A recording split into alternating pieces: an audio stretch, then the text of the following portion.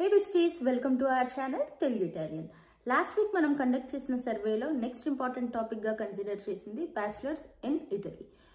India నుంచి ఇటలీకి bachelors చేయడానికి ఎవరైతే వస్తారో వాళ్ళు కొన్ని ఇంపార్టెంట్ టిప్స్ తో పాటు స్టెప్ బై స్టెప్ ప్రొసీజర్ అయితే ఫాలో అవ్వాలి. ఫస్ట్ మనం స్టెప్ బై స్టెప్ ప్రొసీజర్ ఏంటో తెలుసుకుందాము. మీకు కావాల్సిన రిక్వైర్మెంట్స్ ఏంటో కూడా తెలుసుకుందాము. ఫస్ట్ థింగ్, మీరు బ్యాచిలర్స్ చేయాలి అంటే మీరు మీ 12th గ్రేడ్ అనేది ఫినిష్ చేసి ఉండాలి, రైట్? ఎవరైతే 12th గ్రేడ్ ఫినిష్ చేసి మార్క్ షీట్ కోసం అయితే వెయిట్ చేస్తున్నారో వాళ్ళైతే యూనివర్సిటీ దగ్గర నుంచి హోప్ సర్టిఫికేట్ తీసుకోండి.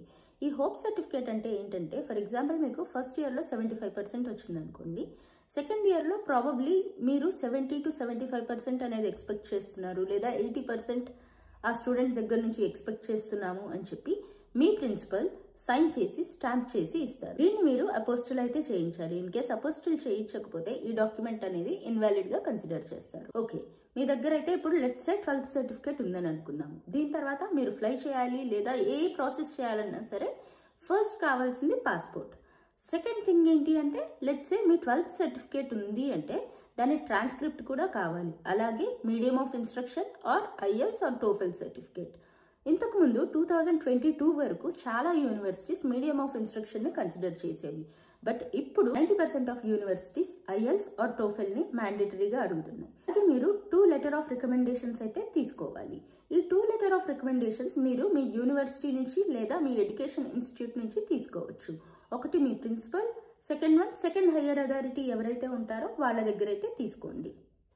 సో మీరు ఈ డాక్యుమెంట్స్ అన్ని కలెక్ట్ చేసుకున్న తర్వాత నెక్స్ట్ చేయాల్సింది యూనివర్సిటీ అడ్మిషన్. సో ఈ యూనివర్సిటీ అడ్మిషన్ చేసే ముందు ఎలిజిబిలిటీ క్రైటీరియా ప్రతి యూనివర్సిటీకి డిఫరెంట్ గా ఉంటుంది. ఫర్ ఎగ్జాంపుల్, ఒక యూనివర్సిటీ 70% అడిగితే ఇంకొక యూనివర్సిటీ 60-65% కి అడ్మిషన్ ఇస్తుంది.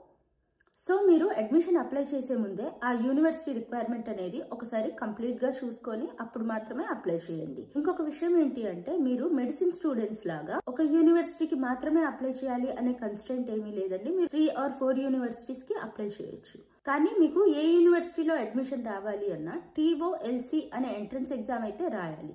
మనకి ఇంటర్మీడియట్ అయిపోయిన తర్వాత ఎంసెట్ ఎలాగో అలాగే ఇక్కడ బ్యాచిలర్స్ డిగ్రీ చేయడానికి TOLC ఎగ్జామ్ అలాగా. సో ఇంజనీరింగ్ చేయాలి అంటే TOLCI, ఎకనామిక్స్ అయితే TOLCE, అలాగే ఫార్మసీ అయితే TOLCF. సో ఈ TOLCలో మీ సబ్జెక్ట్స్ రిలేటెడ్ క్వశ్చన్సే ఉంటాయండి. ఈ ఎగ్జామ్ వచ్చేసరికి 30 మార్క్స్ ఉంటుంది అండ్ మీరు మినిమం 60% అయితే స్కోర్ చేయాలి. లెట్స్ సే 60% అంటే మీకు 18 మార్క్స్ అనేది మ్యాండేటరీగా రావాలి. బట్ ఇందులో ఒక ప్లస్ పాయింట్ ఏంటి అంటే, మీకు ఒకసారి కంటే ఎక్కువ సార్లు మీరు TOLC ఎగ్జామ్ అయితే రాసుకోవచ్చు. ఈ టైం మీరు €30 అయితే పే చేయాల్సి వస్తుంది. ఈ ఎగ్జామ్ మంత్లీ ఒకసారి అయితే ఉంటుంది. బట్ ఒక థింగ్ ఏంటి అంటే, ఇవి లిమిటెడ్ స్లాట్సే ఉంటాయి. సో ఎప్పుడైతే మీకు స్లాట్ దొరుకుతుందో ఆ స్లాట్ లోనే మీరు ఎగ్జామ్ రాయడానికి ట్రై చేయండి.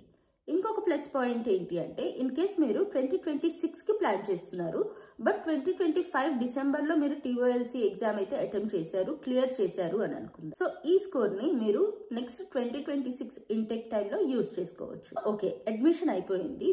మీరు రిక్వైర్మెంట్స్ అన్ని మ్యాచ్ అయ్యి డాక్యుమెంట్స్ కనుక ప్రాపర్ గా అప్లోడ్ చేస్తే with in 7 days to 60 days university అనేది మీకు కాంటాక్ట్ బ్యాక్ అవుతుంది. ఈ అడ్మిషన్ లెటర్ అనేది ఐదర్ మీ యూనివర్సిటీ పోర్టల్లో అప్లోడ్ అవుతుంది, లేదంటే మీ ఈమెయిల్ కి డైరెక్ట్ గా సెండ్ చేస్తారు. ఓకే, అడ్మిషన్ అయిపోయింది. నెక్స్ట్ ప్రీ ఎన్రోల్మెంట్ చేసుకోవాలి.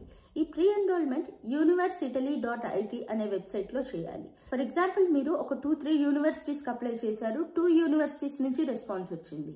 సో ఏ యూనివర్సిటీ కన్ఫర్మ్ చేయాలి అనేది కంప్లీట్లీ మీ చేతిలోనే ఉంది.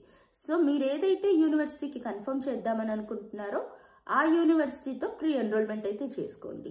మీకు మాక్సిమం 15 to 30 days లో ఒక సమ్మరీ అనేది అయితే వస్తుంది. ఇందులో మీ నేమ్, కొడిచే ఫిస్కాల్, మీ కోర్స్ ఏంటి, డ్యూరేషన్ ఏంటి, ఇవన్నీ ఆ డాక్యుమెంట్ లో అయితే ఉంటాయి. అడ్మిషన్ అయిపోయింది, ప్రీ ఎన్రోల్మెంట్ అయిపోయింది. ప్యారలల్ గా మీరు ఏం చేయాలి అంటే, మీ స్కాలర్షిప్ డాక్యుమెంట్స్ కూడా రెడీ చేసుకోవాలి. Like family composition, no property certificates ఇలాగా.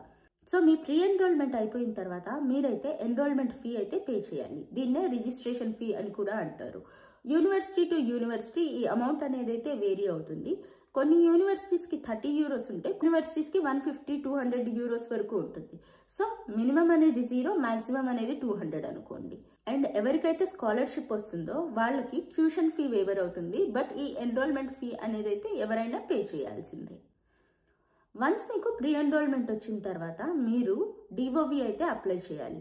ఈ డిఓవి ఎవరైతే సౌత్ ఇండియాలో ఉంటారో మనం బెంగళూరు కన్సులేట్ నుంచి అప్లై చేసుకోవచ్చు. సో ఈ డిఓవికి ఏ డాక్యుమెంట్స్ కావాలి అనేవి మనం కన్సులేట్ చెక్ లిస్ట్ లో చెక్ చేసుకోవచ్చు. సో ఒకసారి రివైజ్ చేసుకుంటే అడ్మిషన్ అయిపోయింది, ప్రీ ఎన్రోల్మెంట్ అయిపోయింది, డిఓవి వచ్చేసింది, అన్ని డాక్యుమెంట్స్ మన దగ్గర ఇప్పుడు రెడీగా ఉన్నాయని అనుకుందాం. నెక్స్ట్ ఫైనల్ ప్రాసెస్ ఏంటి అంటే వీసా ఫైలింగ్. ఈ వీసా ఫైల్ చేసే ముందు మీరు కన్సులేట్ నుంచి చెక్ లిస్ట్ అయితే మళ్ళీ వెరిఫై చేసుకోవాలి. దీనిలో ది మోస్ట్ ఇంపార్టెంట్ డాక్యుమెంట్ ఏంటి అంటే మీ ఫినాన్షియల్ డాక్యుమెంట్. కేస్ మీకు చెక్ లిస్ట్ లో ఎవ్రీ ఇయర్ 6,000 euros అనేది మీరు ఫండ్స్ చూపించాలి అంటే మీ కోర్స్ 3 years కాబట్టి మీరు 18,000 euros వరకు చూపించాలి. అంటే అప్రాక్సిమేట్ గా 18 to 20 lakhs అయితే మీరు ఫినాన్షియల్ ప్రూఫ్ చూపించాలి. దీనికి మీ స్కాలర్షిప్ కి సంబంధం లేదండి, రెండు కంప్లీట్ గా డిఫరెంట్. స్కాలర్షిప్ అనేది మనకి అక్కడికి వెళ్ళిన తర్వాత వచ్చే మనీ, బట్ వీసా కోసం చూపించే డాక్యుమెంట్ అయితే కంప్లీట్లీ డిఫరెంట్. దీంతో పాటు మీ స్పాన్సర్ ఎవరైతే ఉన్నారో వాళ్ళ 3 years ఐటీఆర్ అయితే సబ్మిట్ చేయాలి.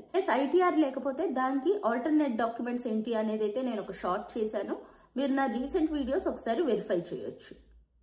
అడ్మిషన్ అయిపోయిన తర్వాత ప్రీ ఎన్రోల్మెంట్ చేసే టైంలోనే ప్యారలల్ గా హెచ్ఆర్డి అపోస్టల్ ట్రాన్స్లేషన్ లీగలైజేషన్ అయితే డెఫినెట్ గా చేయించాలి. లేకపోతే మన డాక్యుమెంట్స్ అనేవి వ్యాలిడ్ డాక్యుమెంట్స్ అని కన్సిడర్ చేయరు. సో ఇదైతే ఇంపార్టెంట్ థింగ్. ఈ అపోస్టల్ లీగలైజేషన్ ట్రాన్స్లేషన్ ఇవేవి చేయాలన్నా సరే మీకు డాక్యుమెంట్స్ కి అట్లీస్ట్ 2 months పడుతుంది. సో అదైతే ఒకసారి చెక్ చేసుకోండి.